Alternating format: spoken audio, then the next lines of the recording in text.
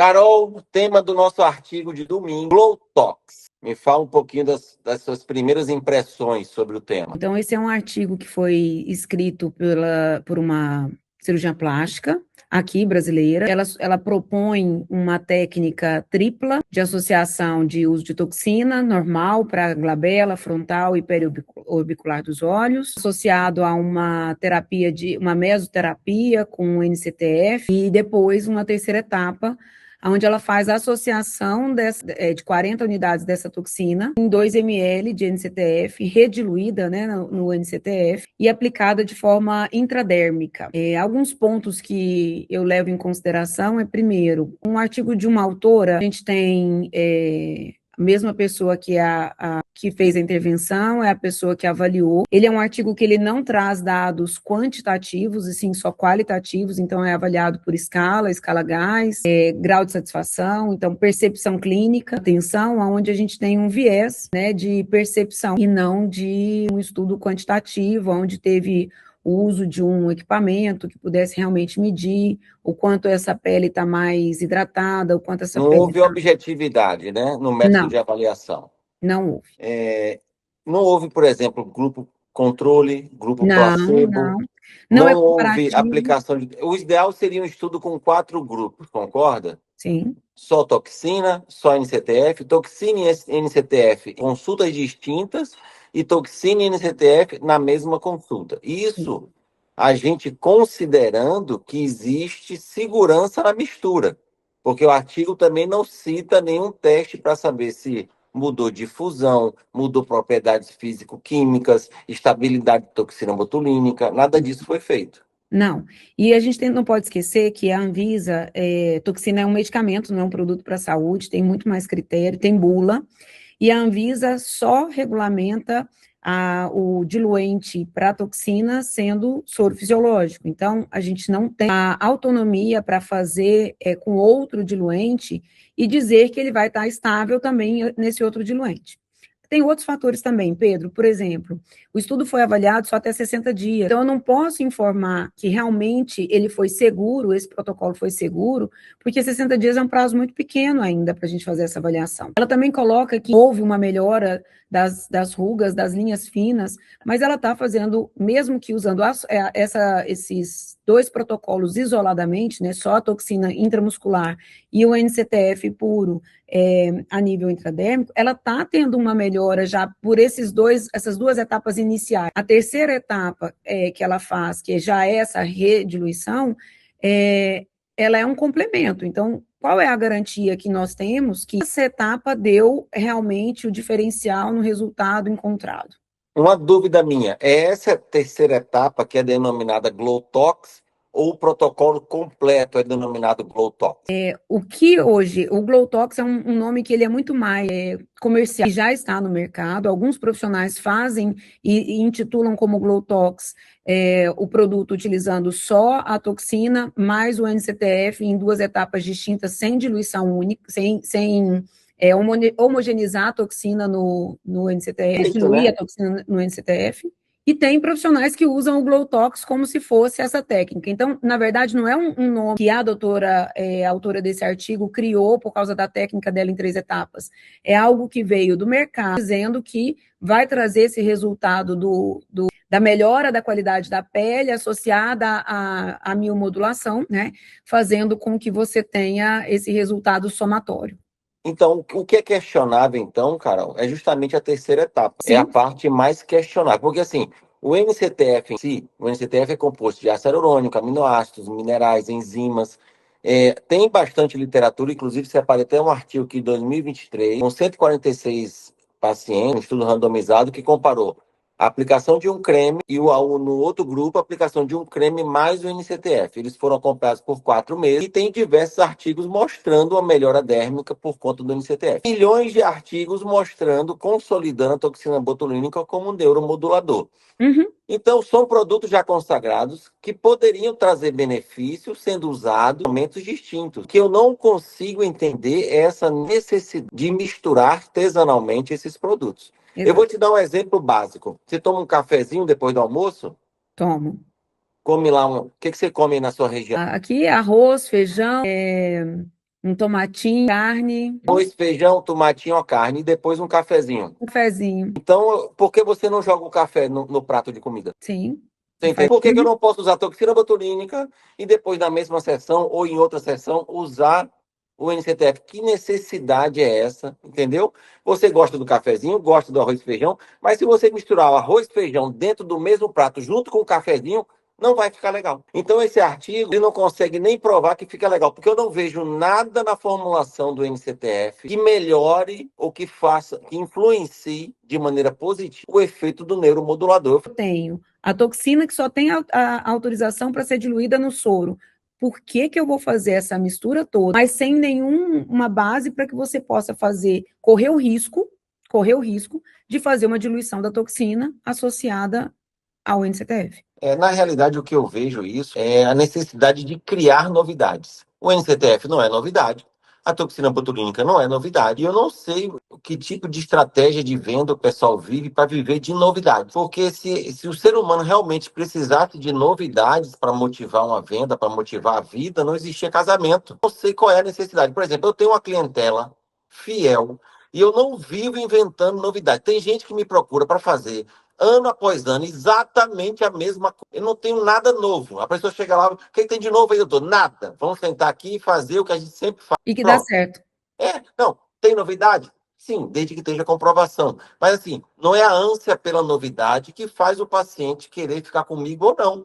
Sim. É um bom atendimento, é a certeza de que você está preocupado com a segurança, que você demonstra conhecer, né? Saber, você tem segurança naquilo que você está fazendo, daquilo que você está falando. A novidade atrai por si só, mas ela não se sustenta. Quantas modinhas nós vimos surgir aí na harmonização? E uma outra questão que é importante levar em consideração é que quando a gente foi fazer essa publicação no Sunday, a gente buscou o que tinha na literatura a respeito do Glow Tox. E a gente encontrou esse único artigo. É um único artigo com 45 pacientes, todas as análises são subjetivas, todas elas estão relacionadas com o uso isolado desse produto. E com um detalhe que ninguém para pensar. A hora que der a complicação, qual é o respaldo jurídico que esse profissional vai ter para se defender diante dessa complicação? Polilático no mercado. Desde 2004, 2005, como bioestimulador, ok? Sim, sim. Se eu estou falando que o polilático está desde esse tempo como bioestimulador e que ele é um produto para a saúde, não é um medicamento biológico como é a toxina, tá? Então ele está num grau de aprovação na Anvisa que é um pouco mais fácil. Ele é um produto que ele está como na IFO, que não é bula, é IFO, né? Instrução de uso. Ele está aprovado para ser diluído com água para injeção, água estéreo, água injetável. Vários profissionais usam com soro por causa da dor da água, certo? Não estou nem sabendo, jura? Sim, tem vários profissionais que usam ele diluído no soro, o ácido polilático diluído no soro, que diminui a dor, porque a água destilada arde, né? Então, para evitar o ardor da água destilada. E isso há muitos anos já acontece. Existem estudos que mostram que se mantém a eficácia, tá? E existem estudos que mostram. Por que até hoje, então, a indústria não conseguiu mudar isso na Anvisa? Porque não é tão simples assim. Sim. Aí eu te falo, se um produto para saúde, mudando de água para injeção para soro, que são dois diluentes inertes, digamos assim. Diluentes inertes, né? Aparentemente inertes, porque tem questão de pH, né, de osmolaridade, ok, mas vamos pensar que eles são inertes. Não se consegue fazer uma alteração, e que seria de extremo interesse, porque eu teria um produto que não traria tanto ardor na hora da aplicação, ou diminuiria o ardor, que também não acho que seja tanto assim, mas algumas pessoas reclamam. Por que num produto biológico eu vou conseguir a aprovação da Anvisa para diluir ele num outro produto? Exato. É tanto se para você colocar a sua carreira em risco. E aí o que eu falo muito para os profissionais, para os alunos, quando eu estou dando uma aula na pós-graduação, eu falo isso. O quanto vale o seu diploma? O quanto vale os anos que você teve que estudar? O quanto que você teve que abrir mão da sua vida para você poder se dedicar e ser um bom profissional? Porque, às vezes, é tão pouco que você vai ganhar mais criando um protocolo, ou comprando a ideia de um profissional, de um protocolo de um profissional para usar dentro do seu consultório para dizer que você é inovador, e isso pode te custar seu diploma. Mas o problema é que a impunidade gera esse tipo de conduta.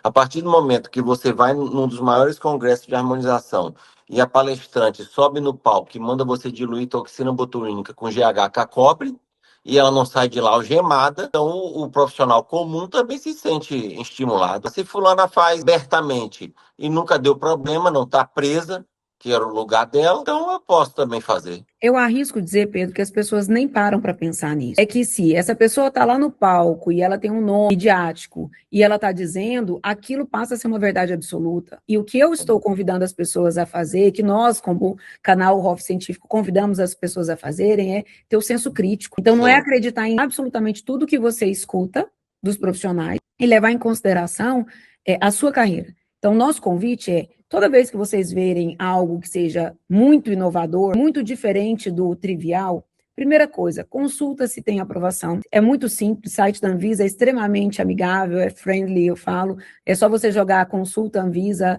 e colocar se você quer buscar se é um cosmético, se é um produto para a saúde, se é um medicamento. Você vai ter a resposta. Então, busca informação. Cheque a IFO do produto, veja se você está respaldado. Mesmo que o laboratório te diga que você pode usar fora da IFO, ele não vai estar te respaldando na hora que você tiver uma complicação terminal e que você está tentando qualquer alternativa para tentar dar para ele um conforto maior ou um tempo maior de vida. Exato. Resultado que não é estético. Isso é Lembra muito quando ruim. começou a surgir essa maluquice de estética regenerativa? Eu falei, gente, hoje a medicina regenerativa, por assim dizer, está avançando. Vamos aceitar esse termo regenerativo, tá? Está avançando para fazer com que cego volte a enxergar. Sim. Que paraplégico volte a andar. Então, você usar terapias experimentais para um fim nobre é válido, mas será que no seu termo você fala assim, olha, eu vou experimentar algo que pode trazer malefícios, mas você vai ganhar colágeno. Será que o paciente iria assinar esse termo? Porque uma coisa é eu correr risco para voltar a enxergar. Eu assino. Não, pode aplicar em mim. Eu estou 20 anos cego, eu quero enxergar. Exato. Agora, não, você vai correr riscos desconhecidos. Talvez você amanheça amanhã todo verde, mas a sua pele vai ganhar colágeno. Exato. É exatamente. Então, nosso convite fica aqui para você pensar e ter um senso crítico cada vez que você ver algo novo. Porque você tem que pensar que o paciente é estético, você tem uma responsabilidade, nós somos profissionais de saúde, e num paciente estético a gente tem uma responsabilidade ainda maior, porque ele não está doente, e a gente não, o direito de deixá-lo com uma doença, porque a gente quer arriscar, ou a gente quer ser inovador, ou a gente quer ganhar X likes. Pessoal, estamos chegando ao final aqui da nossa live sobre o Glow Talks. E eu vou contar uma curiosidade. Hoje a Carol é integrante do canal Hoff Científico. E há um tempo atrás, eu entrei em contato com uma empresa que eu gostaria de falar de um produto dessa empresa. Eu pesquisei, encontrei poucos artigos sobre esse produto. Entrei em contato através de um 0800, de um saque. saque, né? Através de um WhatsApp que eu Foi. tinha. Da ala comercial, inclusive. Aí me direcionaram para outro número do saque. Eu entrei em contato, solicitando artigos sobre o produto e tudo mais. E aí a Carol me ligou. Ela era, na época, a diretora científica, não é, Carol, da empresa? Gerente científica da empresa. Isso. Gerente científica. Aí eu falei, olha, Carol, meu nome é Pedro, sou do canal Rock Científico, quero falar sobre esse produto, mas eu estou com dificuldade de achar material. E aí a Carol me mandou mais material. Por coincidência, já era o que eu tinha, porque realmente a minha pesquisa foi bem feita. O Eduardo também me ajudou. Então, o que tinha era aquilo. De fato, eram poucas publicações, então, na época, o que eu pude falar era muito pouco sobre o produto. Então, hoje, mediante essa conduta ética que a gente sempre trabalhou, a Carol hoje se sente totalmente à vontade de estar junto com a gente nessa nossa jornada. Né? E olha que O canal quando só você tem a ganhar com postou, isso.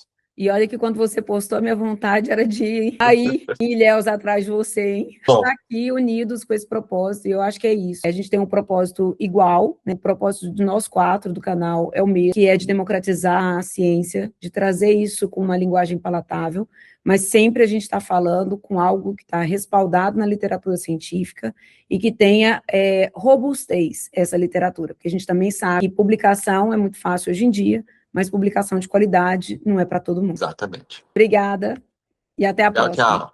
Tchau.